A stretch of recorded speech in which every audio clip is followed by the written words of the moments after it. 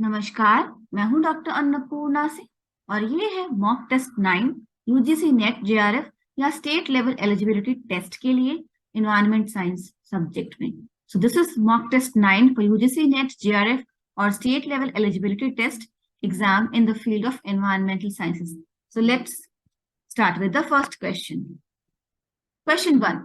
Which of the following methods of solid waste treatment or disposal has maximum destruction and removal efficiency? So maximum destruction and removal efficiency. It could be A, incineration. Why? Because incineration is done at a really high temperature between 900 to 1200 degrees Celsius and nothing but ash is left after incineration. So that is highly destructive.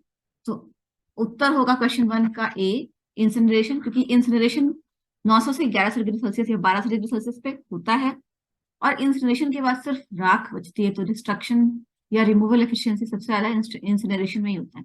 Question 1 का answer है A. Question 2, which of the species of earthworms are used in vermicomposting? Vermicomposting में कौन से earthworm की केंचुए की species इस्तेमाल होती है? ए, क्रेसिक्लिटेला एक्सकावेटा, नो।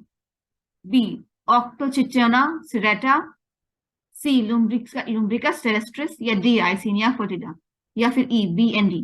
तो ए और सी जो दो ऑप्शन है, क्रेसिक्लिटेलाटा एक्सकेवेटा। एक्सकेवेटा मीन्स टू एक्सकेवेट, मतलब खोदता है, तो मतलब ये मिट्टी खोदता है, तो ये नहीं होगा।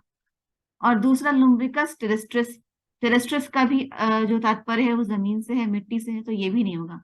Not A, not C. It will be Octochitona serrata and Icenia foetida. So answer will be E, B and D. Okay. Maximum energy content, kg, kilojoule or per kg in a typical municipal solid waste is found in plastic or leather or wood or textile. The answer is plastic. Plastic is the one which burns most easily and has a maximum calorific value among these four options. Question 4. Percentage composition of which of the following ions is highest in seawater?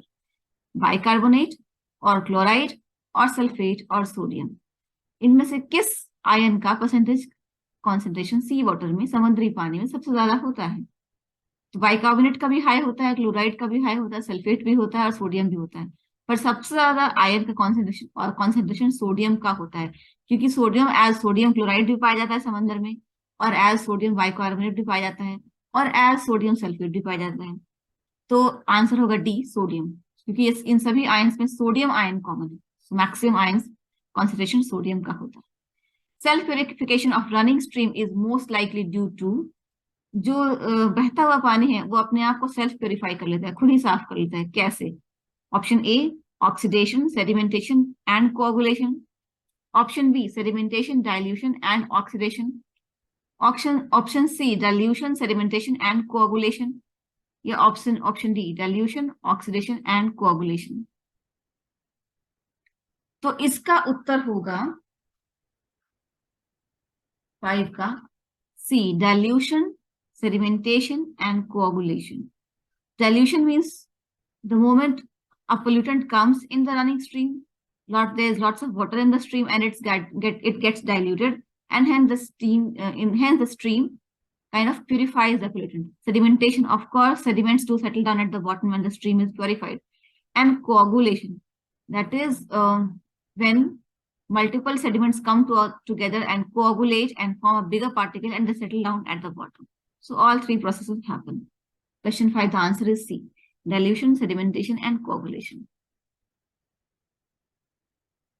Although this was the answer given by UGC, I also doubt that the answer could be this, sedimentation, dilution and oxidation. Sedimentation तले में बैठ जाना होता है, dilution मतलब dilute हो जाना वो भी होता है, और ऑक्सीडेशन मतलब जो भी पोल्यूटेंट है वो ऑक्सीडाइज हो जाता है ऑक्सीजन के प्रेजेंस में। तो मेरे ख्याल से आंसर ये होना चाहिए बी, क्वेश्चन 5 का बी होना चाहिए, बट पता नहीं क्यों यूजीसी नेट ने आंसर ये सी दिया है। तो इस क्वेश्चन का आंसर मेरे हिसाब से बी होगा, और अगर आपको किसी को भी आपत्ति है तो please do let me know in the comments below, क्योंकि यूजीसी नेट में आंसर्स कभी कभी गलत भी होते हैं। Question 6, in the disinfection of water using chloride the most reactive species is C, HOCl, because this species is an intermediate species and it's highly unstable, and the moment it is created, it is converted into a relatively stable form. तो disinfection जब chlorine का होता है तो ये सारे species बनते हैं, क्लोरीन भी होता है, क्लोरीन ऑक्साइड भी होता है, और HOCl भी होता है, क्लोराइड आयन भी होता है, ये सब बनते हैं। पर जो HOCl है ना, ये एक इंटरमीडिएट कंपाउंड है, ये क्लोरीन और पानी के रिएक्शन से बनता है और हाईली अनस्टेबल होता है, या बिल्कुल बहुत थोड़ी देर के लिए रहता है, तो और बाद में ये स्टेबल फॉर्म में कन्वर्ट हो जाता है। तो ये मोस्ट रिएक्टिव स्पीशीज होगा, क्योंकि जो जितना अनस्टेबल होता है वो उतना ही जल्दी रिएक्ट करके स्टेबल स्पीशीज बनता है। तो most reactive, most unstable, it's the same. Temporary hardness is caused by, we all know that permanent hardness is caused by the chlorides and sulfates of calcium and magnesium, and temporary hardness is caused by the carbonates and bicarbonates of calcium and magnesium. So answer will be C, magnesium carbonate, carbonate of magnesium. It causes temporary hardness. Everything else mentioned here, that is calcium sulfate, magnesium sulfate, and magnesium chloride, they all cause permanent hardness. So answer will be C, magnesium carbonate causes temporary hardness. Question 8, assertion A, phosphorus limits eutrophication if nitrogen is 8 times more abundant than phosphorus in fresh water. And the reason is about 8 times more nitrogen weight-wise is required than phosphorus for plant growth. It is true that 8 times more nitrogen might be required for plant growth compared to phosphorus. And when nitrogen is already 8 times more, then phosphorus becomes a limiting factor. So the answer should be A. Both A and R are correct, and R explains A. Assertion, chloride is widely used as an inexpensive and effective disinfectant for water, generates toxic organochloride compounds in water. तो सच बात है, chlorine अक्सर use किया जाता है पानी के disinfection के लिए, और पानी में अगर ऑर्गेनिक कंपाउंड होता है तो क्लोरीन उस ऑर्गेनिक कंपाउंड से रिएक्ट करके ऑर्गेनोक्लोरीन बनाता है, जो कि टॉक्सिक होता है। तो सही है ये। Reason R, hypochlorous acid reacts with rapidly with humic acid and hydroxybenzene. तो ये भी सही है, जो क्लोरीन जब पानी से रिएक्ट करता है तो हाइपोक्लोरस एसिड बनता है, और वो ह्यूमिक एसिड जो कि ऑर्गेनिक कंपाउंड है उससे रिएक्ट करके हाइड्रोक्सीबेंजीन बनाता है। तो इसका जो आंसर होगा वो ए होगा। Both A and R are correct, and R explains A. The answer will be A. Question 10. In context of argentometric titration of chlorine ions in water sample, identify the incorrect statement. कौन सा statement सही नहीं है? Titrant is silver nitrate. Titrant is silver nitrate. Correct. Indicator is potassium chromate. ये भी correct है. Color at the end point is lemon yellow. And pH of the water sample should be less than 5. तो ये जो ऊपर के दो हैं वो दोनों correct हैं. Silver nitrate is the titrant. Correct. Indicator is potassium chloride. Chromate, but the end point, the color is reddish brown, not lemon yellow. So clearly option C is incorrect. And also the pH of water sample should be about 6.5 to 10 and not less than 5. So D is also correct. So both C and D are incorrect. I'm sorry, this is how the UGC is asking questions, so I can't help it. अब UGC में जैसे सवाल पूछा है, जो सही जवाब मैं आपको बता रही हूँ, पर कई बार UGC में सवाल में गलती होती है। In the purification of drinking water, the purpose of aeration is not to. Drinking water का जब purification होता है तो aeration करते हैं, उससे क्या नहीं होता है? Removal of dissolved gases such as hydrogen sulfide, ये तो होता ही है, it's true. Removal of volatile organic compounds, this also is true. Oxidized soluble ferrous ions and ferric ions, this is also true. Precipitate colloidal particles, this is the only one which is not true. The purpose of aeration is not to precipitate colloidal particles. So option will be D. Question 11 का होगा D, क्योंकि बाकी सब सही है, सिर्फ D ही है जो नहीं होता है। एरेशन से colloidal particles का precipitation नहीं होता। Question 12. Which of the following is an organocarbamate insecticide? ये एक factual question है, इसको आपको रटना ही पड़ेगा। तो organocarbamate insecticide न पैराथियोन होता है, न क्लोरोपायरीफॉस होता है, और न मैलाथियोन होता है। organocarbamate होता है C, aldicarb. This is a factual question. You will have to mug up this fact. Organocarbamate insecticide is aldicarb. The fastest technique for measuring organic carbon is COD, BOD5, BOD7, and total organic carbon. So COD doesn't measure just organic carbon. It measures organic as well as inorganic carbon. And BOD5 and BOD7 take 5 to 7 days respectively. So the fastest technique for measuring total organic carbon is TOC, total organic carbon, क्योंकि CO2 जो है वो organic और inorganic दोनों ही carbon को major करता है, और BOD 5 में 5 दिन लगते हैं और 7 में 7 दिन लगते हैं, लेकिन टोटल ऑर्गेनिक कार्बन जो है उसी दिन किया जा सकता है, तो ये सबसे आसानी से सबसे जल्दी हो जाता है, और ये ऑर्गेनिक कार्बन को भी टेस्ट करता है। ठीक है। In an aquatic ecosystem the presence of noxious gases, noxious मतलब होता है toxic gases, such as hydrogen sulfide and methane is associated with abundant algal growth, oxygen depletion, absence of macrophytes or excess of DO. So दो चीज नहीं होगा, absence of macrophytes. Macrophytes means bigger plants. So when they're absent, doesn't mean that hydrogen sulfide and methane will be produced. And excess of DO. When there's excess of DO, hydrogen sulfide and methane will never be produced. Hydrogen sulfide and methane are only produced in complete absence of oxygen. So the correct answer will be oxygen depletion. जब oxygen का एकदम अभाव हो जाता है तभी ये hydrogen sulphide और मीथेन प्रोड्यूस होता है, क्योंकि ऑक्सीजन जब होगा तो सल्फर डाइऑक्साइड प्रोड्यूस होगा, कार्बन डाइऑक्साइड प्रोड्यूस होगा, हाइड्रोजन सल्फाइड और मीथेन नहीं प्रोड्यूस होगा। तो करेक्ट ऑप्शन होगा बी। यहाँ पे अबंडेंट एल्गल ग्रोथ भी सही आंसर हो सकता है, लेकिन हमें एक ही उत्तर चुनना है, तो सबसे अप्रोप्रिएट आंसर यही है, ऑक्सीजन डिप्रेशन, क्योंकि जब अबंडेंट एल्गल ग्रोथ होता है और धीरे धीरे वो एल्गी मरती है और तब ऑक्सीजन डिप्रेशन होता है और तब हाइड्रोजन सल्फाइड और मीथेन बनता है। ठीक है। Question 15, which of the following is insecticides is relatively water soluble? इसमें से कौन सा इंसेक्टिसाइड है जो कि पानी में घुलनशील है?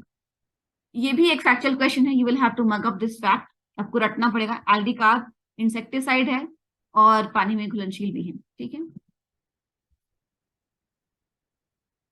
Question 16, match the following. Match the following question को क्रैक करने का सबसे आसान तरीका मैं हमेशा बोलती हूँ कि इन चार में से कोई एक ऑप्शन होगा जो आपको बहुत अच्छे से पता है। जैसे मुझे पता है कि एफ्लुएंट होता है the stream flowing out of the column, किसी भी पाइप से कॉलम से जो स्ट्रीम बाहर निकलता है जो कि पोल्यूटेड स्ट्रीम होता है, तो एफ्लुएंट। अब ए का मैच होना चाहिए 4 से, तो ये जो ऑप्शन है यहाँ, इसमें ए को 4 से मैच किया गया है, तो यही सही ऑप्शन है। अब बी को इसमें 3 से मैच किया गया है, मतलब एलिवेट जो होता है वो होता है the solute mobile phase mixture which exits the column. इसके अलावा सी को 2 से मैच किया गया है, मतलब एल्यूएंट जो होता है वो होता है द मोबाइल फेज, मतलब जो मोबाइल मतलब जो मूवमेंट वाला फेज है। और एल्यूआइट जो होता है वो डी 1 से मैच है, मतलब कि द एल्यूटेड सोल्यूट, एल्यूआइट जो होता है वो सोल्यूट होता है। तो यही है ऑप्शन 4 सही होगा यहाँ पे। ठीक है। The best way to crack a match the following question is there are 4 options: effluent, eluate, eluent and eluate. I know that effluent is the stream flowing out of the column, so I'll see where effluent is matched with 4, and which is this option. A has been matched with 4. This is the correct option. Okay. Which group of factors from the following determines the discharge of stream? So the discharge is the quantity of flow from a stream is determined by width, length and depth, or width, length and velocity, width, depth and velocity, और length, depth and velocity. तो discharge होता है Q, quantity. ठीक है। अब quantity किसे determine होता है, तो करेक्ट ऑप्शन होगा सी, width, depth और velocity। और उसको मैंने आगे आपको अगली स्लाइड में मैंने एक्सप्लेन किया है कि डिस्चार्ज होता है। तो मेजरमेंट ऑफ डिस्चार्ज एक मैथमेटिकल फॉर्मूला है, डिस्चार्ज इज मतलब Q is equal to area into velocity, मतलब एरिया। अब Q discharge is equal to area क्या होगा, width into depth into velocity, distance covered by time। तो एरिया तो Q होगा width into depth into velocity, जो कि ऑप्शन है ये, width, depth और velocity। और जब हम velocity की बात करते हैं तो उसमें जो लेंथ ऑफ द पाइपलाइन है, डिस्टेंस कवर्ड में ऑलरेडी वो मेजर कर लेंगे, और जो कि उस अगर 10 मीटर की पाइपलाइन है तो कितने टाइम में वो 10 मीटर की पाइपलाइन को जो लिक्विड है वो कवर कर रहा है, distance covered 10 meter by time, जितना भी 10 सेकंड 20 सेकंड 100 सेकंड जितना भी, तो वो वेलोसिटी हो जाएगा। और उस पाइपलाइन का जो क्रॉस सेक्शनल एरिया है, मतलब विड्थ और डेप्थ, वो एरिया हो जाएगा, तो एरिया इनटू वेलोसिटी, इसको ऐसे भी समझ सकते हैं। ठीक है। सिंपली आप याद रखिए कि discharge is equal to area into velocity और area is equal to width into depth. ठीक है। Question 18, which of the following compounds used in the disinfection of water is not stable but is prepared in situ? In situ means on the spot। इसमें से कौन सा compound है disinfection of water में जो कि स्टेबल नहीं है लेकिन वही बनता है, विच इज HOCl। ये मोस्ट अनस्टेबल और हाईली रिएक्टिव कंपाउंड है, जो एक इंटरमीडिएट कंपाउंड है, और ये डिसइंफेक्शन ऑफ वाटर के दौरान बनता है, इंटरमीडिएट कंपाउंड है, तुरंत ये फिर रिएक्ट भी हो जाता है, हाईली रिएक्टिव, हाईली अनस्टेबल, जो कि यहाँ पे लिखा गया है not stable and prepared in Situ. It's not a natural compound, it is an intermediate compound formed during the disinfection of water. ठीक है। Question 19. Identify the incorrect statement with regard to water purification by coagulation. कौन सा सही नहीं है? A. Particles suspended in water are in colloidal form. It's correct. Suspended particles carry a positive charge. Let's see. Suspended particles due to similar charge repel each other. Of course, any particle with having similar charge will repel each other. When alum is added, it works as a coagulant. So A, C, and D are always correct. B, suspended particles carry a positive charge. This is not always correct because suspended particles might carry a negative charge, like carbonates and bicarbonate ions. They all have a negative charge, right? So B is not correct. क्योंकि ये particles colloidal form में होते हैं, same charge particles का होता है तो repel करते हैं, और alum as a coagulant act करता है, ये तीनों ही सही है। लेकिन सस्पेंडेड पार्टिकल्स को सिर्फ पॉजिटिव चार्ज होता है, ये सही नहीं है। आंसर होगा B. Question number 20, for untreated municipal waste water the BOD by COD ratio is usually around. So one thing, please remember, the BOD by COD ratio is always less than 1 because BOD is always less than COD, and that is option B, 0.3 to 0.8. BOD will always be less than COD, and hence the BOD to COD ratio will always be less than 1. So question 20 का answer होगा B. I hope जो मैंने आज आपको समझाया समझ में आ गया होगा।